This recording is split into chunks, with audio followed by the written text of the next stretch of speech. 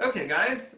So we have, welcome to optics. We have finished sort of the introduction to light. We've looked at properties of reflection and refraction, and we will need to piggyback on both of these basic properties in order to quantify geometric optics and figure out how lenses and spherical mirrors work, both concave and convex mirrors. So we need to piggyback on both reflection and refraction in these cases. So, what are the goals of this chapter? Well, we've already studied reflections from a plane surface. We did that kind of before, but we will kind of revisit that in slightly more detail now.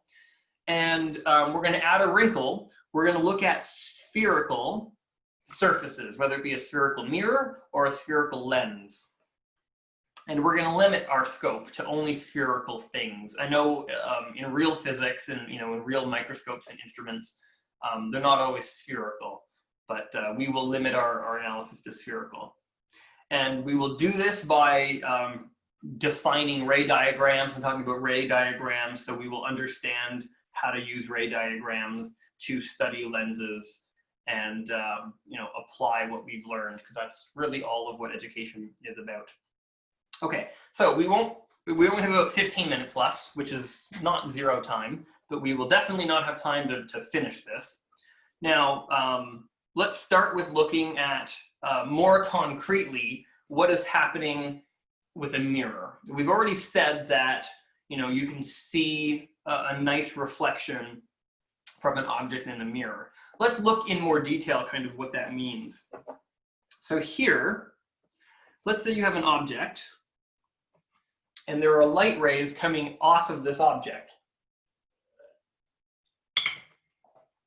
So the light rays are emanating radially. They're not just coming off in one direction. So you've got light rays that are coming off in all directions equally. All right. Now, if you kind of trace out each of these rays, which is a daunting task to say the least, but if you trace out each of these rays, you'll see that it hits the surface here. It's a smooth surface, so you have coherent reflection, and when you do that, the light seen from your eyes is actually your eye will see a good chunk of these light rays, and your eye will, according to your eye, if you trace them back, your eye will be tricked into thinking the object is coming from behind the mirror. Even though the object in real life is down here, your eye thinks the object is coming from behind the mirror. So we call this the image. It's the apparent source of the rays. It's not the real source of the rays, it's the apparent source of the rays. It's the image.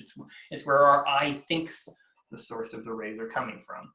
Now, in this instance, it's what we call a virtual image.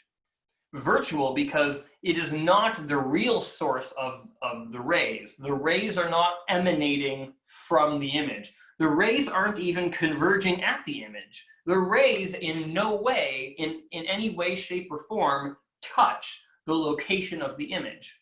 So we call it virtual. Virtual because the light is not actually touching or passing through that point. You'll notice a very similar pattern between babies and baby cats. Kittens, I guess I should say.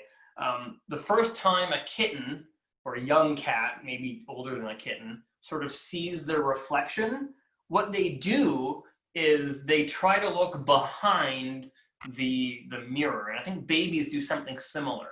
And that's really clever. I think that's a really cool thing to see, because it really shows, before the school system beats out problem solving, because the school system really does a really shit job at teaching students how to problem solve, and then we beat it out of you. Before that happens, when you're really young, before you hit school, your brain knows how to problem solve. And if you're a baby or a cat, and you're seeing this reflection for the first time, and you're like, wait, where is this coming from?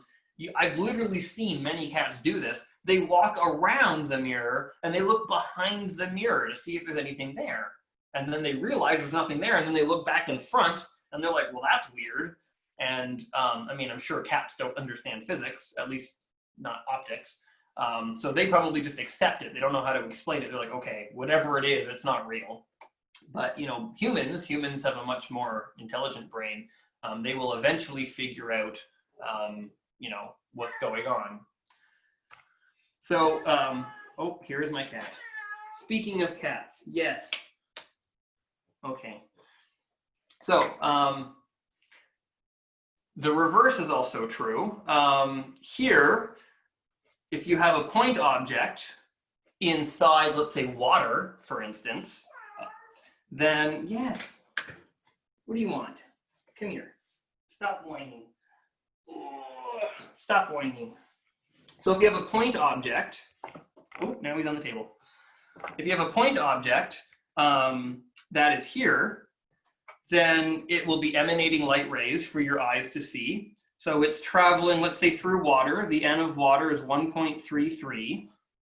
And traveling through air at the end, so that's N equals 1. So it bends away from the medium. But again, this surface between water and air is smooth, so it's coherent reflection. And your eyes will see a nice coherent image, but if you trace the light rays backwards, your brain is tricked into thinking that the source of the object is closer to you than you think. What are you doing? What are you doing? So here is the apparent source of the light rays. Now again, this is what we call a virtual image, because the light rays don't actually originate from this source. So we need to come up with a convention. The convention will be sign rules right there, sign rules for images and objects. Quite simply, well, you're rubbing your face on the tablet now. What are you doing? What are you doing? Yes. So the sign rules are saying the values, let's say distance values, this slide is using S. I like to use DO. DO means distance of object. This slide uses S for distance, you know, for the silent S in distance. Well, I guess there is an S in distance, but not at the beginning. And moreover, this is considered positive if light rays originate from point, meaning light rays are actually passing through the point. So this is going to be a positive value because the light rays, the incoming ray, is actually coming from point P. Now, if it's a virtual image, we actually call that a negative distance because the light rays do not actually travel through point P. The light rays actually have to travel backwards, backwards meaning negative. So I call this DI for distance of image, DI, but some books call this S prime. Okay, so here, in the first example, it's pretty obvious that, in the first example, it's pretty obvious that DO will be positive and DI will be negative. Now, even if the two, no, don't push over my water. In the second example here, it's pretty obvious, it's not pretty obvious, the sign convention. So you have to really be careful. The light rays are still emanating from the point. So DO is still positive, or still greater than 0, I should say. However, the location of the image is now on the same side as the location of the object. So you might be thinking, oh, Mark, it's on the same side, so now both values are positive. That's not true. It's still considered to be a negative value because the light rays do not physically travel through the location of the image. That is the convention, the positive negative convention that we are using. So we have to stay consistent. So 2 examples, both have the same values of positive and negative, but they're different situations. The situation being here the image and the object are on opposite sides, and then here the image and the object are on the same side, both of which have positive DO, or positive S, and negative DI, or negative S prime. Okay, now magnification. I got some questions last Thursday about the pre-class question for magnification. And my responses to those questions were to really, I was suggesting that perhaps students were getting too wrapped up in the math and they were losing perspective. They were losing sight of what was actually going on. And this is the biggest fear I have as a physics educator, is that physics are trying to students are trying to memorize the physics and not actually internalize it and memorize it. Magnification. What does it mean to have something be magnified? Well, in English, it literally means to get bigger. Magnify that image. It means enlargen that image. Well, by how much did you magnify it? Well, that just means how much larger did it get? It has nothing to do with distance. S prime, it has nothing to do with distance. It has everything to do with how much bigger is it now compared to before. So the magnification of well, I guess a lens system is defined to be the height of the image divided by the height of the object.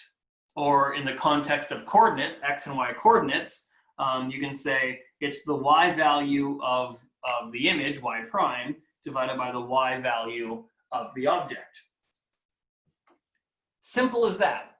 That's what magnification is defined to be. How much taller is it now compared to before? That is a measure of how magnified you have made that, that object. Now, here's something interesting. We'll come back to magnification momentarily. We just needed to sort of define it for a second. Here's something interesting. You might have noticed that mirrors,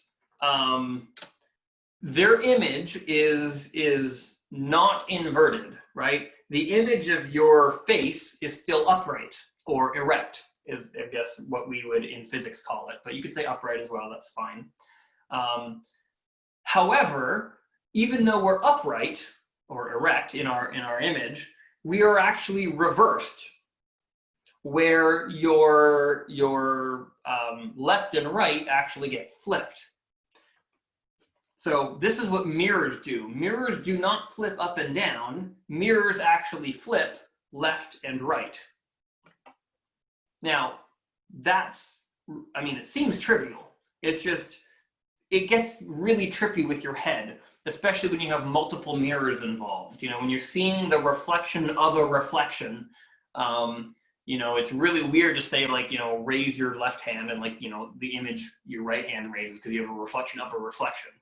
I don't know if there's any of you who are aiming for dental school, but if you're a dental hygienist or a dentist, you are often looking in someone's mouth behind their teeth with one of those small circular mirrors. Again, it seems obvious to tell you left and right are reversed, but it's very deceiving, because when you're working in, you know, having to look under something with a mirror and you're kind of reaching and you see a reflection of your hand, you go to move left, but then when your arm moves left, the image moves right, and you're like, that's even farther away than where you need it to go. So things are backwards, I guess is what I'm saying.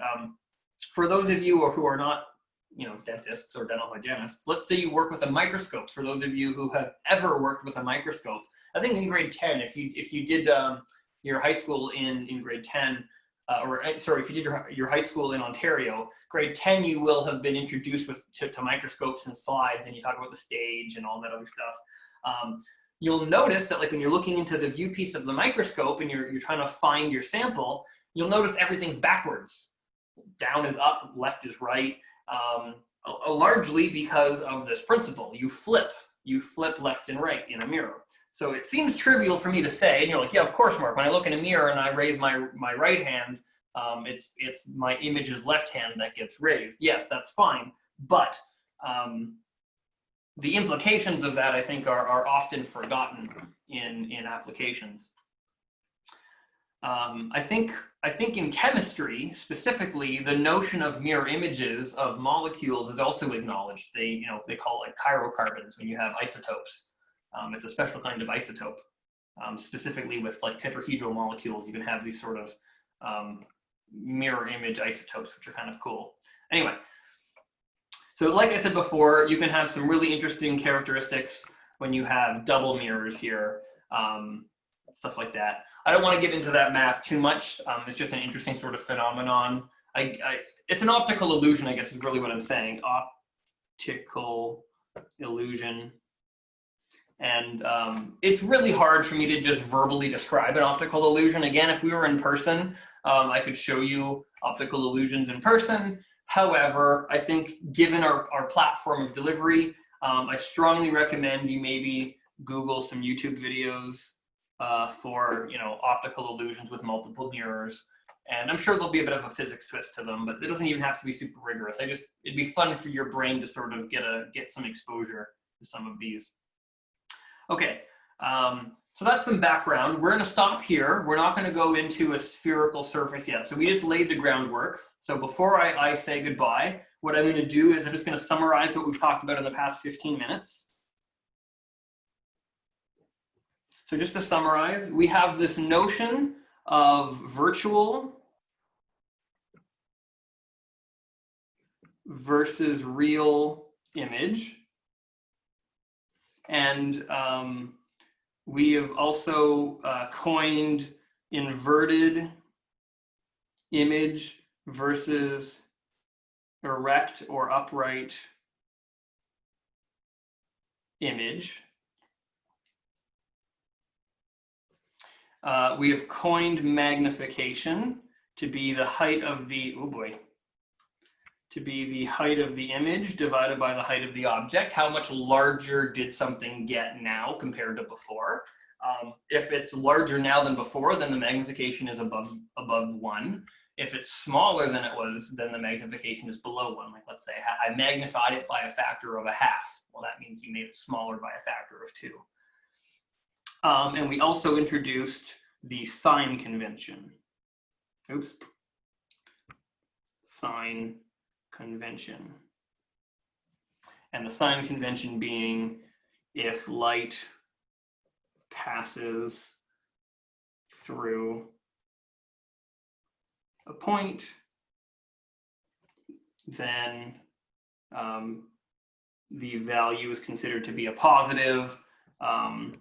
If not, then the value is considered to be negative. Okay, so it doesn't seem like we did a lot in the 15 minutes. It seemed like we were just sort of loosely talking, but there are definitely concepts there that we covered in 15 minutes. So those are the summaries of them. So we will revisit these tomorrow, and in the context specifically of spherical mirrors and predicting the image and the geometry and the geometric optics of spherical mirrors. Okay, I will see you tomorrow in the afternoon, I think at around 1 p.m. So that's all for now. Ciao guys.